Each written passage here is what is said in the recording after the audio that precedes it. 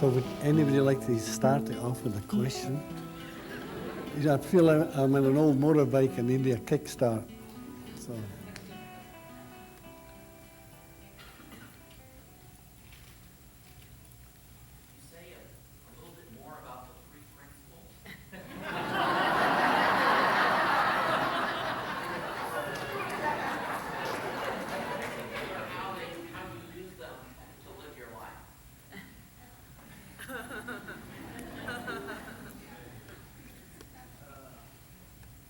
Well, it's very simple. Honest. Look for simplicity. The three principles, you can't function without them. You don't even know reality exists without them. And that's divine mind, divine consciousness, and divine thought. Now, they're a gift that we all have. We all have it. Now, how we use it is up to us and using our personal mind. That's it. It's that simple. You look for simplicity, and the simplicity is a very difficult thing to try and figure out, because everybody wants to try and figure it out. There's nothing to figure out. You have to just let it go through your head, and if you have a good feeling, you'll get it. You'll get it to a certain extent. You know, the wise from the very beginning have always left clues for us. All these writings from the beginning of time, they all have clues. And if you can figure out what this pattern is, you'll see they're always the same. And if you see that, then you might get it. Like, for instance, everything being one. That sounds simple, but let's put it another way, and I'll ask you if you can, because you've probably read a lot more than I have. And I'll ask you, you know how they say there is only one God, there is only one Allah, everything is one? They're all clues. And the form and the formless are all one. And if you were a physicist, you can't talk to a physicist like that. You'll say to a physicist, you know, before form, there's an energy. It has a formless energy. When this formless energy takes form, we call it matter. And everything in this physical world is created from this matter, immaterial of its shape, size, or form. It's all the same matter. It's all the same energy. There again, we have the oneness of life. The oneness of life is, if you can figure that out, you've really caught something. You know, the mystics, they all talk about the form and the formless. It's a formless energy turning into form. Now, when I realized the true meaning of God, I didn't think it was a big deal. I honestly didn't. Because I thought, oh, I know what they really mean now. It means that everything is the same energy, whether it's in form or formless. There's the oneness again, because we're all one. Now people will say, oh yeah, I know we're all one, but they don't know they're all one. There's a difference between thinking and knowing. And you know how the mystics talk about knowing? And people will say, oh, you're very arrogant, saying you know. Why don't you say you think so? You can't do that once you know, because you know. And the knowing is not of this world. It's of a world that hasn't been created. It's before form. And that's where all your answers are. That's why you have to go inside, deep into your soul, before form. And then when you get an insight, you take this formless knowledge, which is sometimes called wisdom. And wisdom has nothing to do with the intellect. Wisdom is before form. Wisdom is a spiritual intelligence before the creation of this, what you call reality. Now you say, well, how can I go before form? This doesn't make sense. You're already there, because the form and the formless is all one. We're back to that oneness again. And if you can realize that, you're a very lucky person. It's a mysterious life. Life is a divine mystery. And once you realize that, you join the mystery. You know it's a mystery. It's a mystery that can never be told. We try. But remember this morning I told you, you must go beyond the word. The words can only express and so much. The words are a guide. Then you go beyond the words. And when you hear beyond the words, it's what you call an insight, a revelation. And I could never figure out how anybody didn't understand me. I know I have a little bit of Scottish accent, but I thought I was talking English, and it was a funny thing that everybody in my life understood me prior to this, so why don't they understand me now? And I could not figure out for the world of me why nobody understood what I was saying. Then one day, it just dawned on me. I was giving away insights. I was giving away the invisible. I was giving away the unformed. I've given away the mystical secret of life. And to hear it, you have to have an insight. You go inside, you recognize what's being said, because you and I are one. You and I are one. That's back to that oneness again. There's nothing in this world that any human being can tell you about truth or true knowledge that you don't know. You are as holy and as knowledgeable as any human being in the world, if you can get your personal thoughts out of the way and go to what you call purity of thought. That's why you go to the church, your religion. I don't care what your religion is. You go to try and purify your thoughts, try and purify your mind. And I found out that if I can talk before form, this is what happens. That's where miracles take place. And a miracle, you can't explain a miracle. It's unbelievable, because it has no form. It comes from the unformed. It comes before time, space, and matter. And time, space, and matter is this physical world, this physical reality. You take away time, space, and matter, and you're left with nothing. And that's what you're looking for, is nothing, the great nothingness.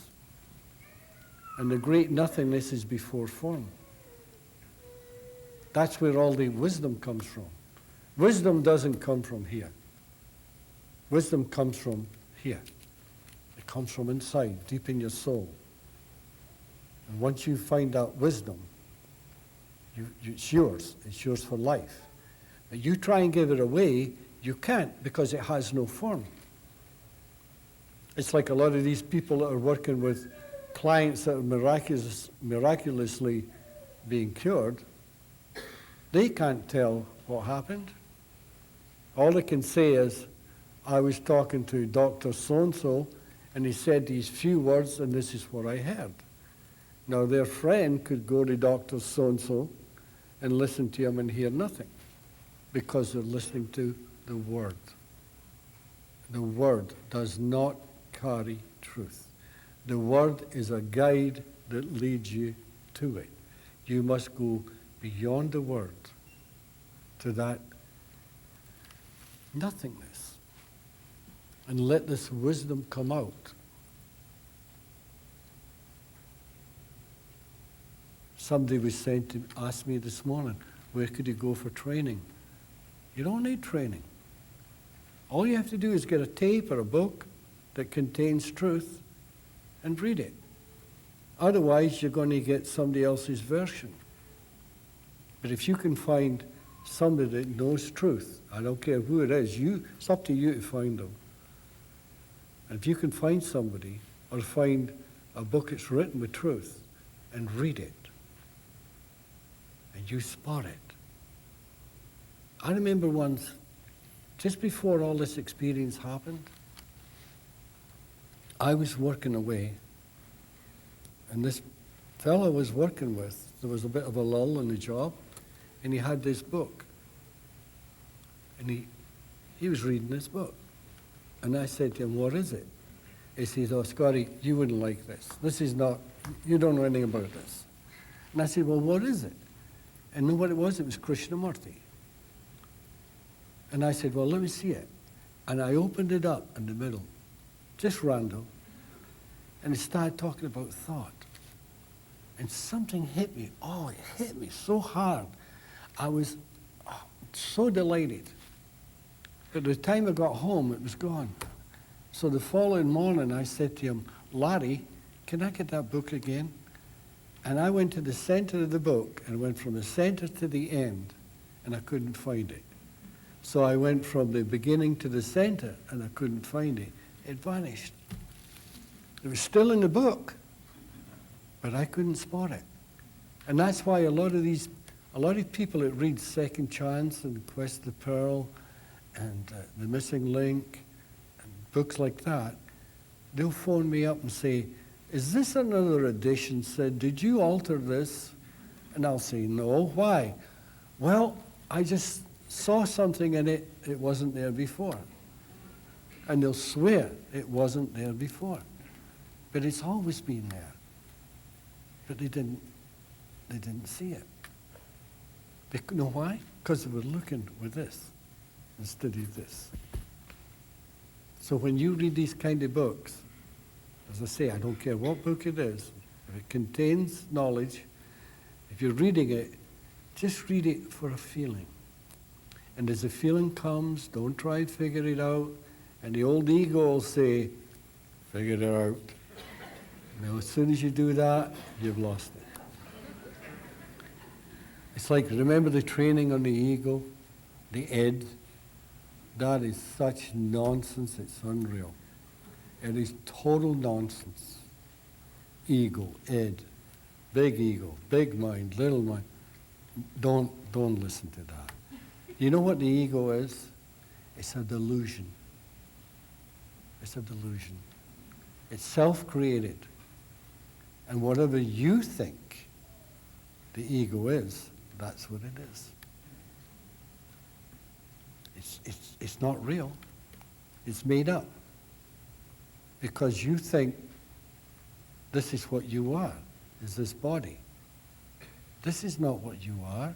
This body is simply a container. And what you really are is what's inside, what's deep in the soul. You're a divine being walking through this life trying to find yourself. Truth is not of this world. Your truth and my truth is just your personal belief. But truth is not of this world. It's before form. And I'll say again, the only way you can find it is look inside. Look within. And you can't make yourself do it.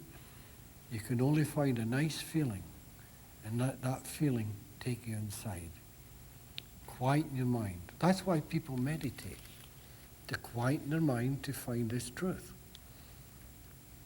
To sit and try and quieten their mind. But I'll tell you right now, you could be downtown New York on a busy Saturday night and walk in silence. Because it's what you're looking for is not out there. It's the silence inside. And if you hear somebody speaking truth, what they're trying to do, they're trying to quieten your mind. That's what we're doing right now. We're trying to quieten your mind, put you in a state of meditation where your own personal mind goes to sleep just for a second. And the second you go to sleep, truth appears. And you go, wow, that's incredible. But it only belongs to you. You can never, never, never give it away. You can talk about it, but you can never give it away. Do you think if you could give it away, that those wise people throughout time, those mystics, that they wouldn't have given it away? I know in Hawaii, I remember when I lived here,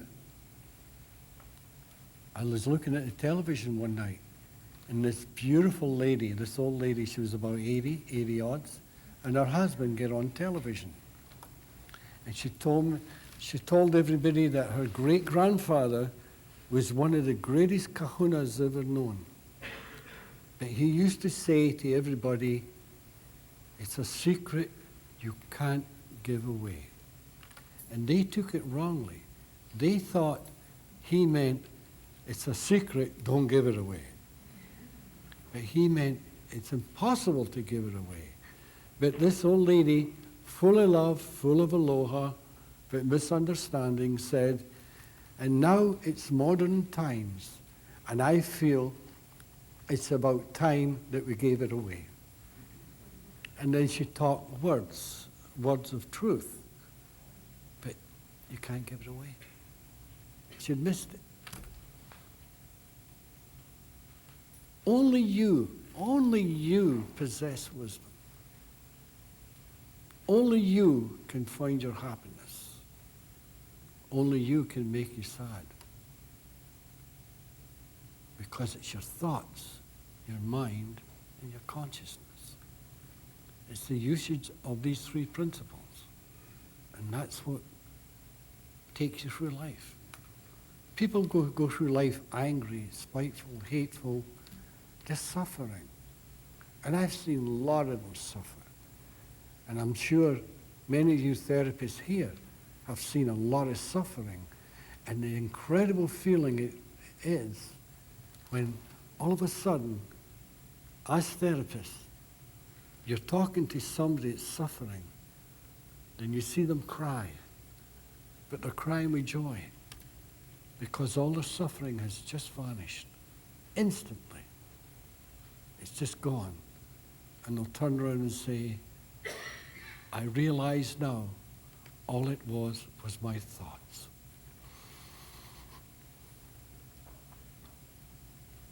No. You don't have to sit and meditate. Look at this. Look at the beauty here. You take a walk, and you can walk in meditation. Listen to music. That can take you into meditation. I know people at golf, they go into a state of meditation.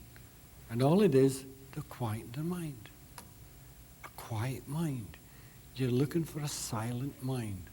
Because it's in the silent chambers of the soul that the incubation takes place. And this world becomes a reality. You reverse it, and then you go back inside, and you find the answer. The answer is always, always, always within. Always. No man is better than another. Nobody. We're all created equal. Now, I'm not talking about the form. We're all created equal because, we'll go back to that energy again. We're all the same energy. Know that formless energy? We're all that formless energy turned into a form.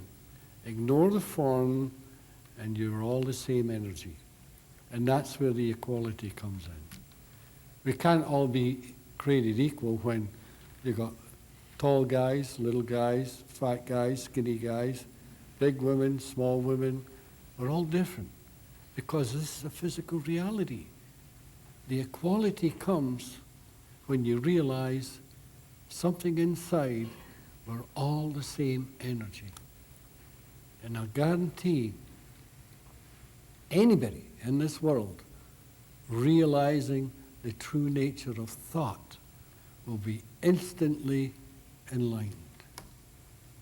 I guarantee anybody that realizes the true nature of consciousness would be instantly enlightened. I guarantee anybody that realizes the true nature of mind will be instantly enlightened. And from then on, their world would never be the same, because you've entered another dimension altogether. And you live in this dimension, and you look outside, and you see the physical reality. You see everybody, they're all looking for the same thing in a different way.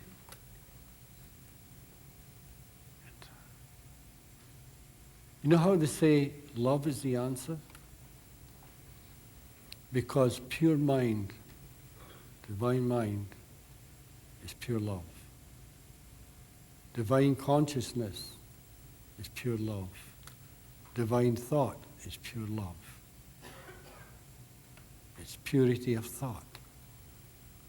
And once you realize that, you're home. You're free. You've conquered this world. You've found your way home from where you came from. You've traveled through this journey. You've looked, turned around, gone home. And once you do that, then you help others. And the more you can help others, the more you help yourself. Believe me, that's really true. The more you can help others, the better the feeling you will get. And I kept telling you it's a feeling.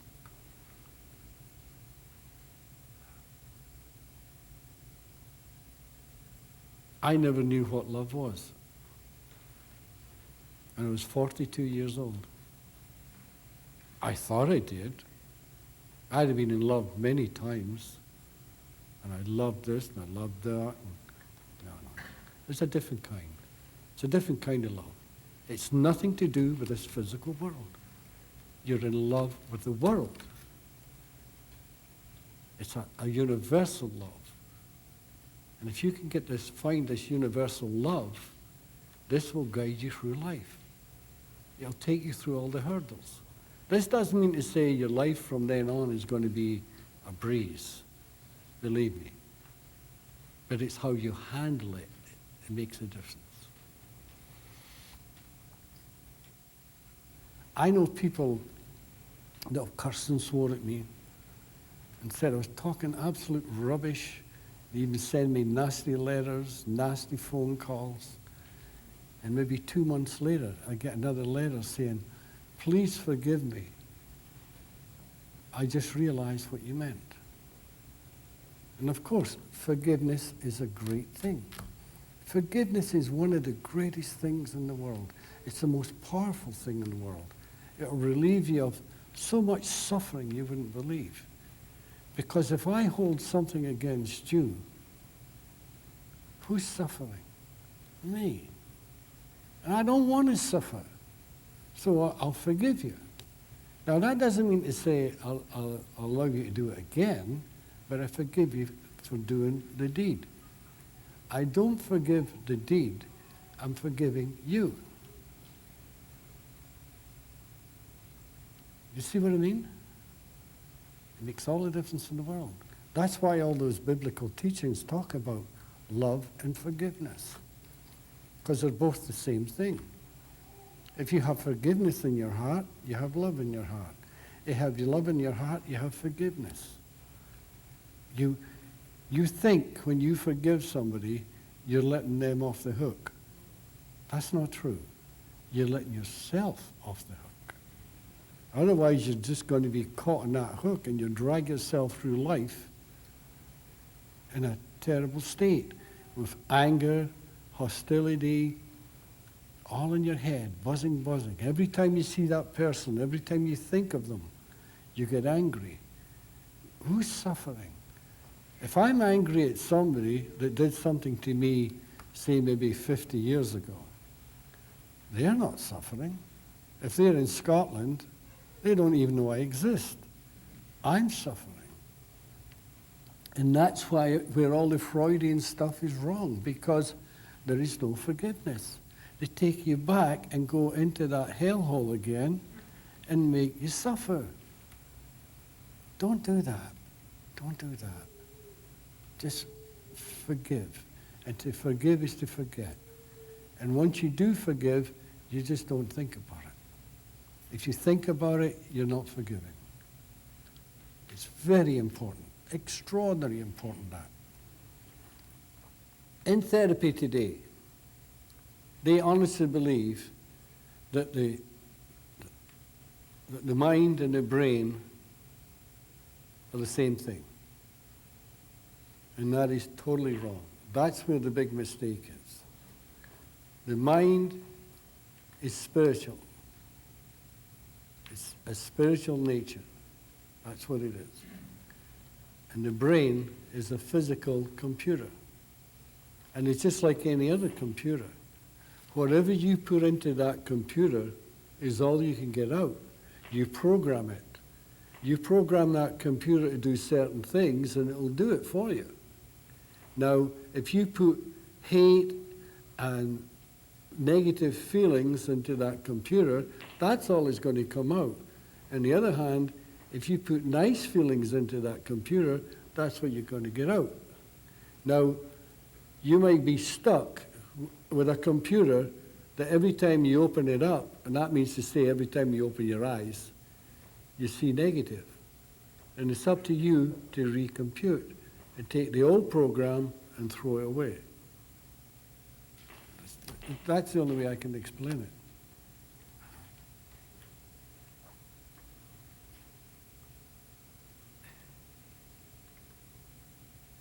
You listen for a feeling. And these mystics, when they talk about the difference between listening and listening, when you listen, you're listening to the voice, you're listening to the words, you're trying to figure out what they are. But when you truly listen, you listen beyond the word. And when you go beyond the word, you find the answer. Guess where you find it? Inside yourself. And that's why those mystics talk about the difference between hearing and hearing. That sounds silly. What's the difference between hearing and hearing? One hearing is hearing from your intellect. The other hearing is hearing from within your own soul, because your own soul knows the answer. And people may tell you that this takes years of dedication. I get this all the time. And I know it's not true, because I didn't. And I'm no different from anybody else in the world that I know. It's no big deal. It's simplicity itself. And if you ever hear anybody, like, consciousness, the gift of consciousness, gives us the ability to see creation. That's it, period. Now, I went to the bookstore once, and I pick up this book, and it's got about 300 pages on consciousness. I've already told you what it is in a few words. What do you think the rest of it is?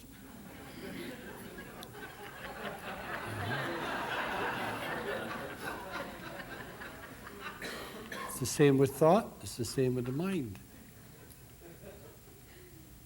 If you get a book this big and it says, I'm going to tell you what thought is, and it's this thick, you know you could take it and go, and there's the answer.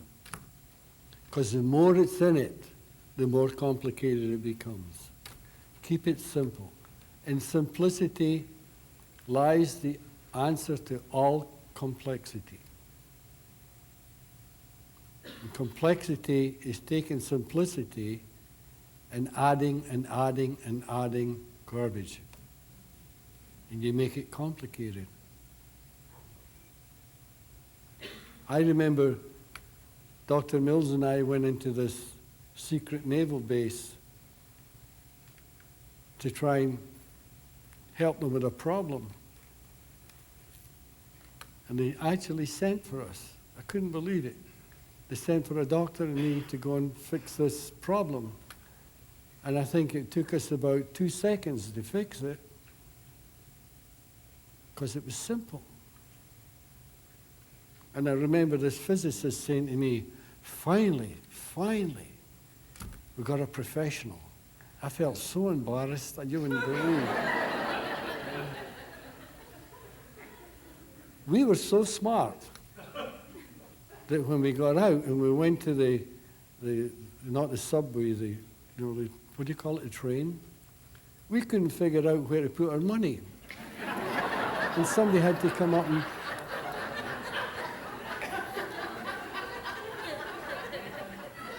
so can you imagine how embarrassed we felt? And we laughed all the way. After we left, we just laughed. It was comical. And after we gave him our answer, the guy says, brilliant. It was stupid. You know?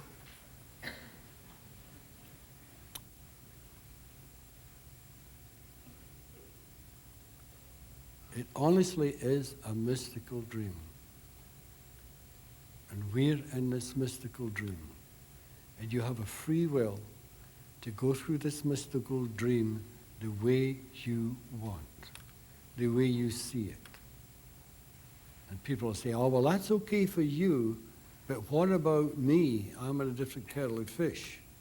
No, you're not. We're both in this mystical dream, and the only way you can get out of it, the only way you can see it, is to realize the true nature of mind, true nature of thought, the true nature of consciousness. There's three. Take any one, take your pick, because one will lead to the other, because the three of them are the trinity of all psychological experience here on earth. Once you see that, you're free. You've made it. But there's different levels.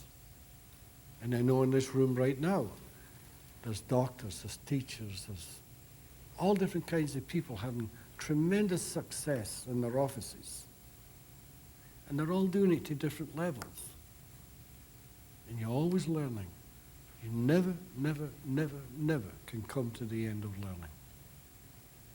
And even if you do become enlightened, then you realize how stupid you really are. And you start all over again. You have to walk through this divine dream, knowing you're a dreamer, and looking at this world in a different way. And people say, oh, that must be a strange feeling. It isn't. It's no different from the way you see it right now. The only thing is we see it differently. It's no big deal, honestly, it's no big deal. I just could not understand why everybody was making a big deal out of what you call enlightenment.